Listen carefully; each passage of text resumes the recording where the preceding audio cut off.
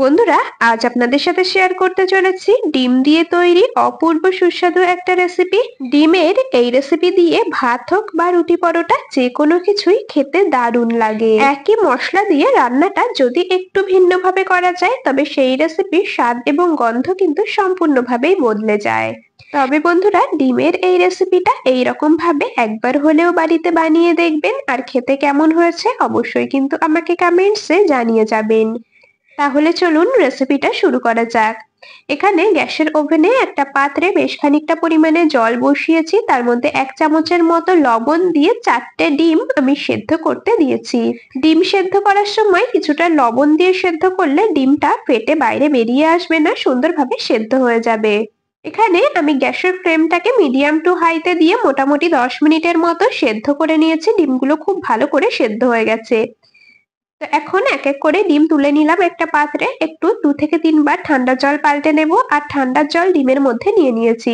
ডিমগুলোকে খুব ভালো করে ঠান্ডা করে নিয়েছি, আর এখন ডিমগুলোকে খোসা ছাড়িয়ে নিতে হবে। ডিমের খোসাগুলো আমি ছাড়াতে থাকি। আর বন্ধুরা, আপনারা কিন্তু অবশ্যই আমাকে এই সময়টা কমেন্টসে জানিয়ে যাবেন আপনারা কে কোন জায়গা থেকে আমার আজকের এই রেসিপিটা দেখছেন, তবেই না আপনাদের কমেন্টসে ধন্যবাদ জানাতে পারবো। এদিকে ডিমগুলোর খোসা আমি খুব ভালো করে ছাড়িয়ে নিচ্ছি, আর ছাড়িয়ে নিয়ে তারপর আরো একবার পরিষ্কার করে ডিমগুলোকে পরিষ্কার জলে ধুয়ে নেব।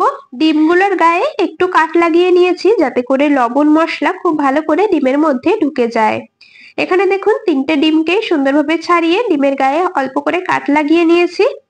তো ডিমগুলোকে সরিয়ে রেখে দিলাম, আর এখানে দেখুন এরকম মিডিয়াম সাইজের 2টো পেঁয়াজ নিয়েছি। পেঁয়াজগুলোর খোসা ছাড়িয়ে পরিষ্কার করে ধুয়ে নিয়েছি, এরপর কুচিয়ে কেটে নিচ্ছি। বন্ধুরা, আপনাদের কাছে একটা রিকোয়েস্ট, আপনারা কিন্তু ভিডিওটা স্কিপ করে দেখবেন না। স্কিপ করলে বুঝতে পারবেন না আমি রেসিপিটা কোন পদ্ধতিতে কি কি মশলা ব্যবহার করে তৈরি করলাম। সঠিক পদ্ধতি আর সঠিক মশলার ব্যবহারে রেসিপিটা তৈরি না করলে হয়তো রেসিপিটা খেতে অতটাও ভালো লাগবে না। এদিকে পেঁয়াজগুলোকে খুব ভালো করে কুচিয়ে নিয়েছি, একটা বাটির মধ্যে তুলে রাখলাম। গ্যাসের ওভেনে বসিয়ে দিয়েছি একটা কড়াই। কড়াইটা খুব ভালো করে গরম করে নিয়ে পরিমাণ মতো দিয়ে দিলাম সর্ষের তেল। তেলটাকেও বেশ ভালো করে গরম করে নিতে হবে। তেল খুব ভালো করে গরম করে নিয়েছি, তার মধ্যে 1/2 চামচ দিয়ে দিলাম লবণ। লবণ দিয়ে তেলের সাথে খুব ভালো করে মিশিয়ে নেব। তেলের মধ্যে অল্প লবণ দিয়ে নিলে ডিম ভাজার সময় গায়ে ছিটে আসবে না, আর ডিম কড়াইতে লেগেও যাবে না, সুন্দর করে ভাজা হয়ে যাবে। তো এখানে এক এক করে 4টে ডিমকেই তেলে দিয়ে দিয়েছি, খুব ভালো করে এখন ভেজে নিতে হবে। ডিম ভাজার সময় হলুদ দেব না, শুধুমাত্র লবণ দিয়েছি। লবণ দিয়ে ডিমগুলোকে খুব ভালো করে ভেজে নেব। গ্যাসের ফ্লেম কখনো মিডিয়ামে রেখে আবার কখনো হাইতে দিয়ে মোটামুটি 2 থেকে 3 মিনিটের মতো ডিমগুলোকে খুব ভালো করে ভেজে নিয়েছি। এর থেকে আর বেশি ভাজবার দরকার নেই। এখন তেল ঝরিয়ে এক এক করে একটা পাত্রে তুলে রাখলাম। তো ভেজে নেওয়া ডিমগুলোকে একটা পাত্রে তুলে রেখেছি। এরপর রান্নাটা করার জন্য একটা মশলা তৈরি করে নেব। নিয়েছি একটা মিক্সির জার, তার মধ্যে দিয়ে দিচ্ছি 5 কোয়া রসুন, 4টে দিয়ে দিচ্ছি কাঁচা লঙ্কা। এই রেসিপিটা পুরোটা কাঁচা লঙ্কাতেই হবে, সেই জন্য কাঁচা লঙ্কা দিয়ে দিলাম 4টে। অল্প কিছুটা দিয়ে দিলাম জল, আর যে পেঁয়াজটা কুচিয়ে রেখেছিলাম তার থেকে অর্ধেকটা পেঁয়াজ আমি এখন দিয়ে দিলাম।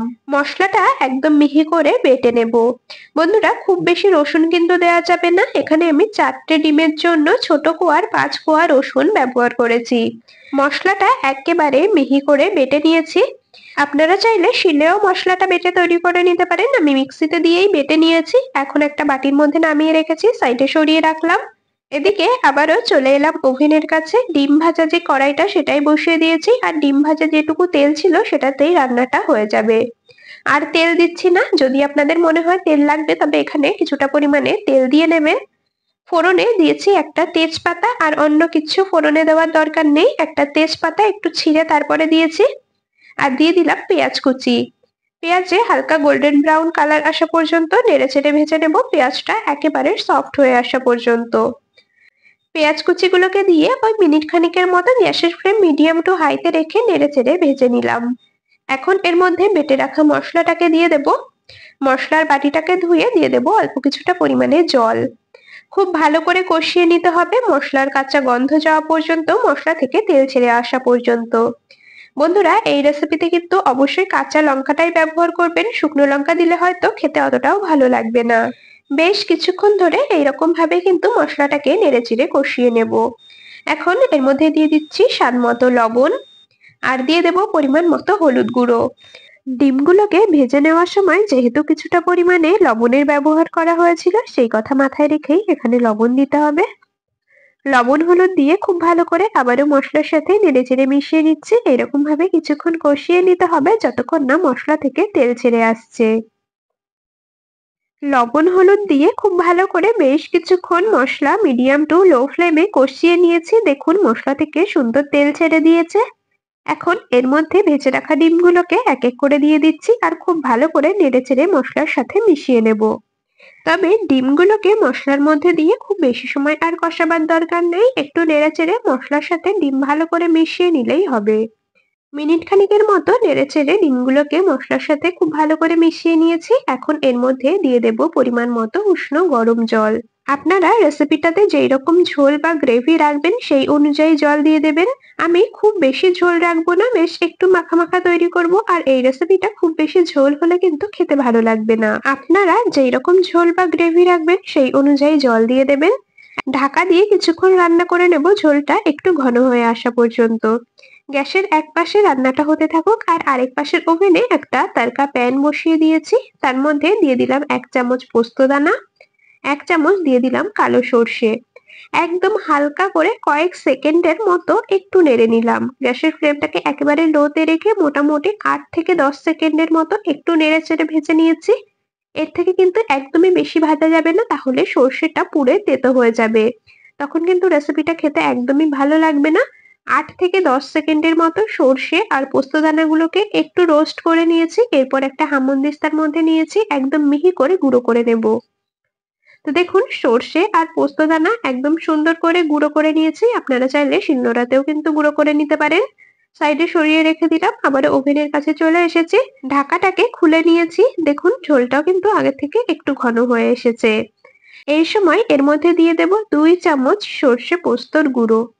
বন্ধুরা সর্ষে পোস্ত এইরকম ভাবে হালকা একটু রোস্ট করে নিয়ে গুঁড়ো করে দিলে এর ফ্লেভারটা এত সুন্দর হয় আর রান্নার স্বাদটাই কিন্তু একেবারে বদলে যায়। তবে সর্ষে পোস্ত কিন্তু একদমই বেশি সময় ভেজে নেওয়া যাবে না, মোটামুটি 7 থেকে 8 সেকেন্ডের মতো একটু নেড়ে নিয়েই নামিয়ে নিয়ে গুঁড়ো করে নেবেন।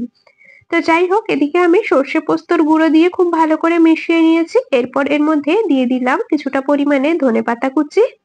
তো এইরকম ভাবে একটু নেড়ে নিচ্ছি ঝোলটা বেশ আরো একটু মাখো মাখো হয়ে আসা পর্যন্ত। আপনারা যেই রকম ঝোল খাবেন বা যেই রকম গ্রেভি রাখবেন সেই অনুযায়ী এখানে জলটা দিয়ে নেবেন। এরপর দিয়ে দিলাম চেরা কাঁচা লঙ্কা, টেস্ট ব্যালেন্সের জন্য সামান্য কয়েক দানার মতো দিয়েছি চিনি। যারা পছন্দ করেন না তারা স্কিপ করে যেতে পারেন। সমস্ত কিছু দিয়ে খুব ভালো করে মিশিয়ে নিয়েছি। দেখুন গ্রেভি থেকে সুন্দর তেল ছেড়ে এসেছে। এরকম গ্রেভি থেকে একটু তেল ছেড়ে আসা পর্যন্ত রান্না করে নিতে হবে। গ্যাস এখন অফ করে দিয়েছি। রান্নাটা আমাদের একদমই কমপ্লিট হয়ে গেছে। গরম গরম ভাত, রুটি, পরোটার সাথে পরিবেশন করার জন্য দারুণ একটা রেসিপি। একবার এইরকম ভাবে ডিমের কারি বাড়িতে বানিয়ে খেয়ে দেখবেন, আশা করছি আপনাদেরও ভীষণ ভালো লাগবে। আর আপনারা আগে কারা কারা ঠিক এইরকম ভাবে ডিমের রেসিপি বাড়িতে বানিয়ে খেয়েছেন অবশ্যই কিন্তু আমাকে কমেন্টসে জানিয়ে যাবেন। রেসিপিটা একদম কমপ্লিট হয়ে গেছে, এখন একটা পাত্রে নামিয়ে নিচ্ছি। বন্ধুরা রেসিপিটা আপনাদের কেমন লাগলো অবশ্যই কিন্তু আমাকে কমেন্টসে জানিয়ে যাবেন। যদি ভালো লেগে থাকে তবে ভিডিওটিতে একটি লাইক আর বন্ধুদের মধ্যে অনেক অনেক শেয়ার করে দেওয়ার অনুরোধ রইল।